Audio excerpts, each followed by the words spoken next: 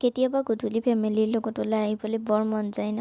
সেইকাৰণে আজিও গোটেইকেইটা লগ হৈ আমি ভাবিলোঁ বাহিৰলৈ অলপ ফুৰিবলৈ যাম আৰু আহিলোঁ আমাৰ নলবাৰীত থকা কোৱাৰেজ হোটেললৈ। ইয়াত দেখাব লগা বিশেষ নাই, নলবাৰীৰ প্ৰায়খিনি মানুহে ইয়াত আহি পাইছে, তথাপিও মানে ইয়াৰ পৰিৱেশটো দেখি মোৰ বহুত ভাল লাগিল। সেইকাৰণে ভাবিলোঁ আপোনালোকৰ লগতো এবাৰ শ্বেয়াৰ কৰি দিওঁ। গধূলি সময়খিনি কটাবৰ কাৰণে এইটো এটা উপযুক্ত ঠাই বুলি মই ভাবোঁ। ইয়াত 4-5টা মানে এনেধৰণৰ ঘৰ আছে য'ত আপুনি বহিব পাৰে।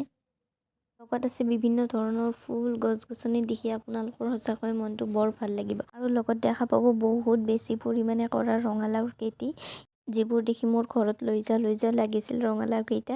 কাৰণ সকলোৱে কয় যে এইটো ৰঙালাওৰ সোৱাদ বহুত বেছি। যিয়ে নহওক, এই ঠাইডোখৰ মানে ডিচেম্বৰ জানুৱাৰী মাহত পিকনিকৰ কাৰণে বহুত ফেমাছ নলবাৰীত। প্ৰত্যেক বছৰে নতুন নতুন ডিজাইনেৰে ইয়াত ডেক'ৰেশ্যন কৰা হয় আৰু সেইখিনি টাইমত ইয়াত জেগাই নাপায় মানে বহিবৰ কাৰণেও।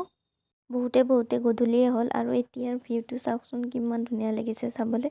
এইফালেও তেওঁলোকে বহুত ৰঙালাওৰ খেতি কৰিছে আৰু ঠেলাত তুলি লৈ গৈছে চাগে বিক্ৰী কৰিব, কিন্তু ইয়াত মানে সকলোৰে প্ৰৱেশ নিষেধ। গতিকে সেইফালেও আমি নগৈ এতিয়া ঘৰৰ ফালে যাত্ৰা ল'লোঁ।